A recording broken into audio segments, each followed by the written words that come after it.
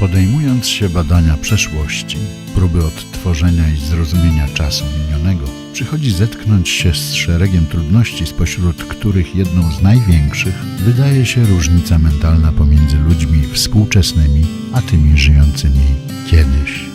Czasy i wydarzenia, nawet pozornie bliskie, szybko tracą na wyrazistości, ulatują z powszechnej świadomości, a ich pamięć pozostaje tylko w kręgu nielicznych, choć i tam postępuje zwolna zamazywanie ostrości i konturów tego, co było, co miało miejsce kiedyś. Jeżeli ten nieubłagany w swej konsekwencji proces gmatwa nawet to, co wydaje się być ledwie wczorajsze, niedawne, cóż począć z wydarzeniami, których świadkowie już odeszli, a wiele ówcześnie ważnych elementów otaczającego świata przeminęło bądź zmieniło swą formę, zyskując inne treści.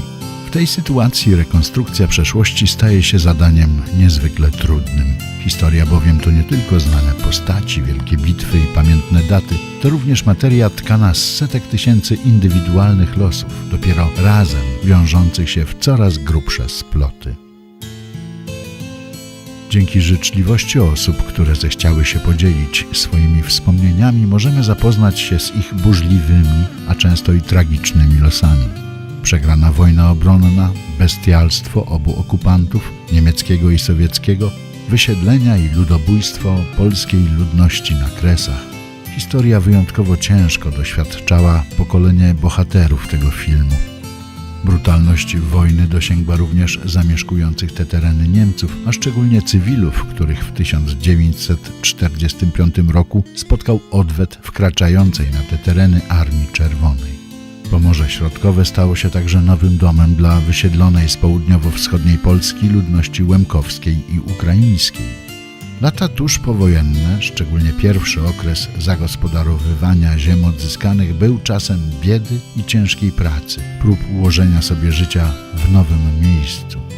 Kolejne dekady Polskiej Rzeczypospolitej Ludowej upływały na podniesieniu z wojennych zniszczeń i zagospodarowaniu tych terenów przez przybyszów z całego obszaru II Rzeczypospolitej, jak również tych nielicznych autochtonów, którzy zdecydowali się pozostać w miejscu swojego urodzenia. Ludzkie widzenie świata wraz ze sposobami jego postrzegania i porządkowania są ściśle powiązane nie tylko z miejscem, ale i z konkretnym czasem.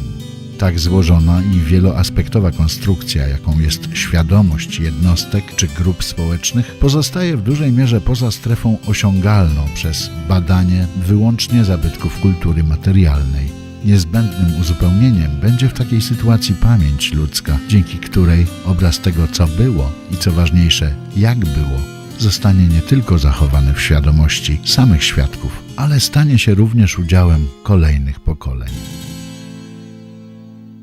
Błogosławiona dobroć człowieka, niesie pokój ludziom w dom.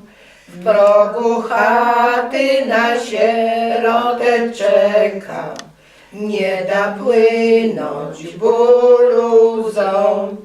Wyciągnijmy dłonie ku dobroci, niechaj dom nasz słoneczkiem ozłoci. Błogosławiona dobroć człowieka, niesie pokój ludziom w dom. Pozdrawiamy Cię, ziemio rodzona, w majestacie rodnych sił. Pługiem chcemy się wedrzeć do łona, do tętniących matki żył. Będziem orać ojcowskie ziemice, wydrzem z głębi życia tajemnice.